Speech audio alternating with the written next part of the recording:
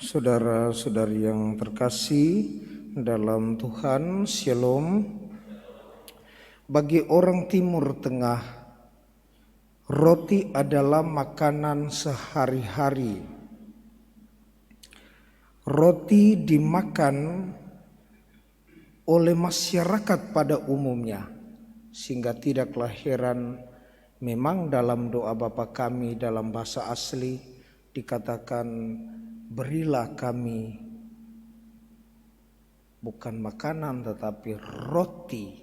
Give us our daily bread. Roti sehari-hari.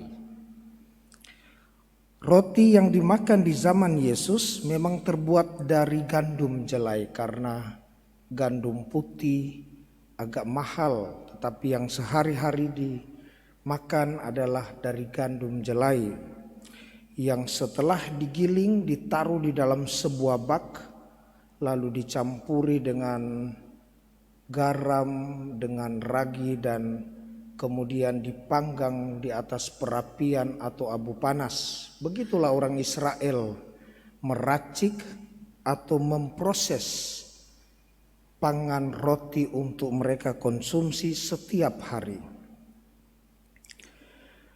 Roti dalam konsep perjanjian lama itu selalu bersifat bendawi. Bersifat bendawi untuk pemenuhan kebutuhan jasmani.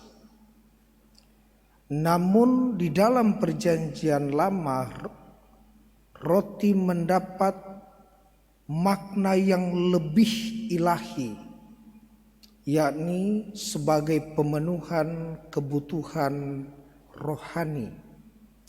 Dalam Injil hari ini, Yesus mengambil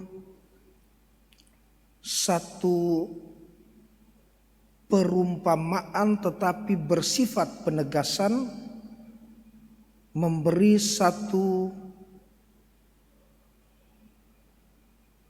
pengibaratan tetapi bersifat pemakluman, promulgasi, bahwa dirinya disebut sebagai roti sorga. Sontak orang Israel itu mereka punya ingatan terpanggil ketika Yesus menyebut nenek moyangmu makan roti yang turun dari sorga. Memang di zaman Musa ketika menuntun umat Israel keluar dari perbudakan di tanah Mesir, yakni manna. Nenek moyangmu makan manna yang telah turun dari sorga. Roti yang diberikan oleh Allah kepada umat Israel turun dari sorga sebagai makanan jasmani.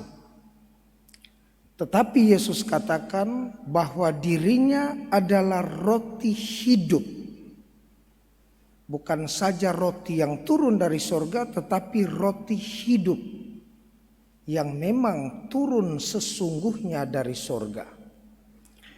Dan bersyukurlah kita bahwa roti yang sama ketika Yesus mengatakan, dan roti ini kuberikan adalah dagingku untuk setiap orang beroleh kehidupan dan keselamatan, maka bersyukurlah kita bahwa roti yang sama setiap saat kita nikmati dalam Ekaristi Kudus.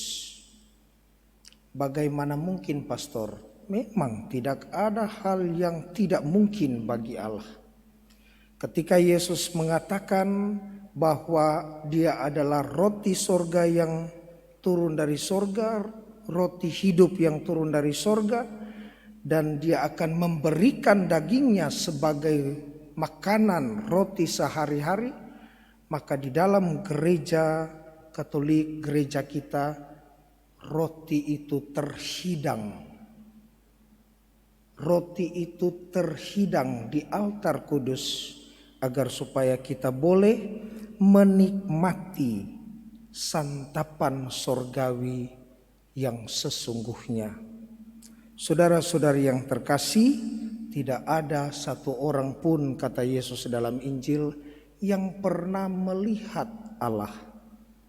Tetapi Dia yang datang dari Allah telah melihatnya dan memberitahukannya kepada kita. Tidak ada seorang pun yang telah pernah makan daging sebenar-benarnya dari Yesus. Tetapi oleh karena Roh Kudus, oleh karena kuasa ilahi yang tidak pernah, tidak mungkin pasti terjadi, maka kita diperkenankan menikmati roti itu setiap saat. Maka bersyukurlah dan percayalah. Semoga demikian.